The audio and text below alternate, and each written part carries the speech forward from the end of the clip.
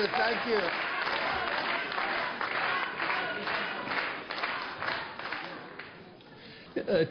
It is my honor, Madam President, for me as an Iraqi patriot and representative of an Iraqi coalition, which is the largest parliamentary coalition, and the winner of the latest election, to be here today and express my solidarity and support for my sisters and brothers from Mujahideen Khalq here and in Ashraf.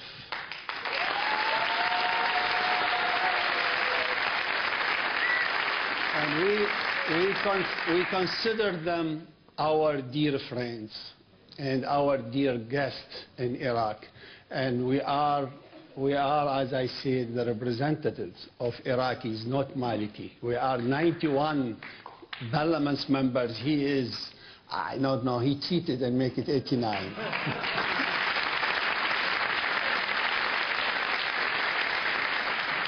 Of course, the subject of this conference is the disruption of the peaceful solution for Camp Ashraf by the Iranian regime and its surrogates in the Iraqi government, led by Mr. Nouri al-Maliki, of course, the current Prime Minister.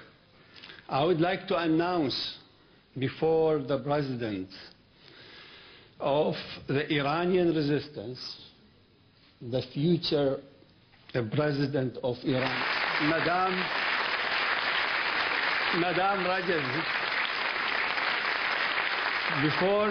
before the family members of Ashraf residents, and before the international conference, of course, here, and the distinguished guest present here, that the plan to transfer residents of Ashraf has nothing to do with Iraqi sovereignty and has obvious links to an agenda of the Iranian regime to annihilate its opposition.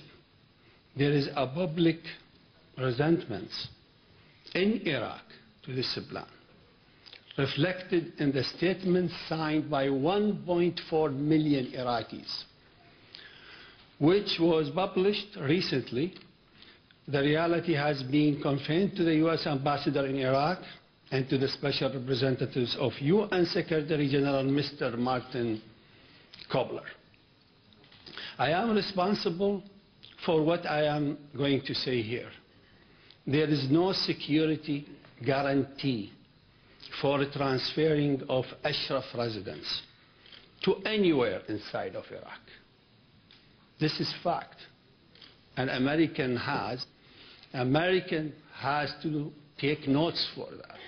They are taking the moral responsibility, of course legal responsibility also, to protect Ashraf people, because they give them paper telling them that you are good. Give us the weapons, you are secure. To include or to put them in Camp Liberty or any other one. This plan will expose the residents to unacceptable risk and degrees and dangers and jeopardize their rights and safety. The camp lacks minimum required for a respectable life of these people, but if they want to transfer them as prisoners of war, this is considered a red line for us as Iraqi. This is our own dignity at stake here. We will not allow the mullahs of Iran to order the mullahs of Iraq to humiliate our values and our dignity anymore.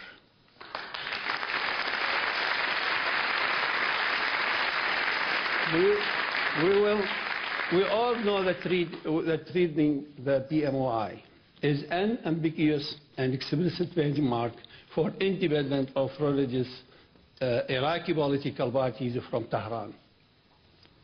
All those who advocate expelling PMOI from Iraq do so to blockade their masters in Iran and pursue an Iranian agenda, not the interest of Iraqis. I like to say here, because for the sake of the time, I'm jumping here. Okay, so I save you some time. I would like to say on behalf of Al-Iraqi, there is 4 points I have here, and my people in Iraq. First, setting any new deadline by the government for the expulsion of BMOI from Iraq is illegal.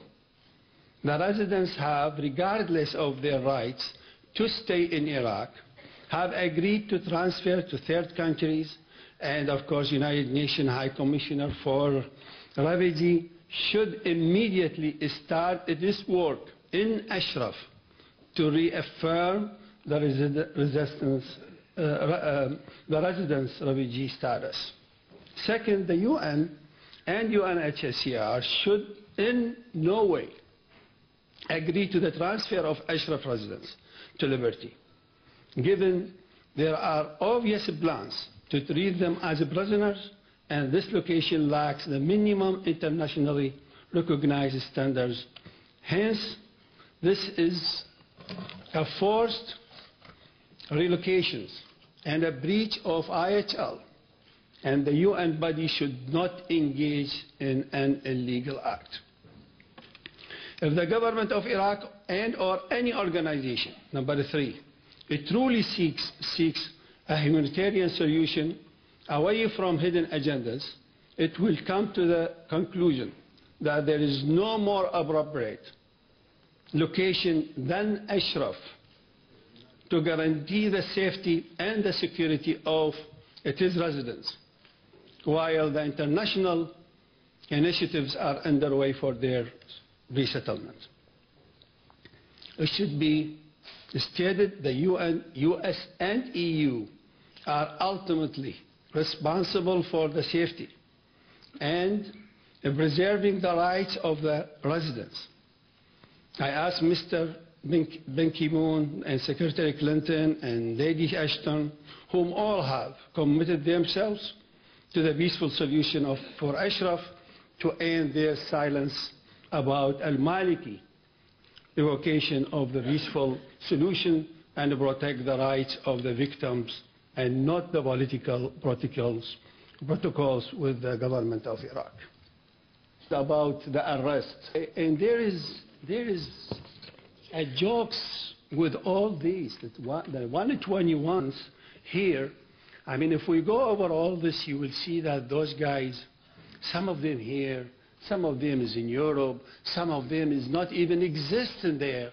So looks like it is given to him by mullahs in Iran, and they told him just do it. And without even looking on the names, looking if they are in Ashraf or not, right away he makes this warrant and he starts looking for them. And he is, as a prime minister of Iraq, he went on the TV and he said he has 121 and he will follow that. I like just to say that he expelled also in Iraq right now, he expelled all the Iraqi ministers from the cabinet. And now we have a problem internally with him. It's a major problem, political problem. So now is America, US,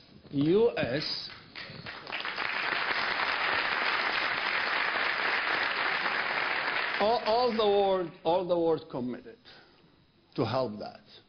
But US has the solution, because US has the treatment with this government, military treatment. And they are with them there. Maliki, who is Maliki? And Maliki will never be there. You know that. He will never be there. The same way mullahs, 79, the same mullahs stole the revolution from you, Mujahideen Khalq. Okay, and everybody remember that now they are in power and they give trouble to everybody from Iran. The same those guys, they stole everything from us in 2005. What is the general? Come on, just go. Call the Prime Minister and tell him, get lost from there. Yeah, you can do that. I'm telling you, one American soldier, he can take him because I'm talking now American, we put him there. Now we have to take care of our mistake over there. I am with you, Iraqi, all of it with you, and we will fight, all of us, to keep Ashraf. Nobody can touch Ashraf. Ashraf now is symbols for us and for you. And long live Ashraf.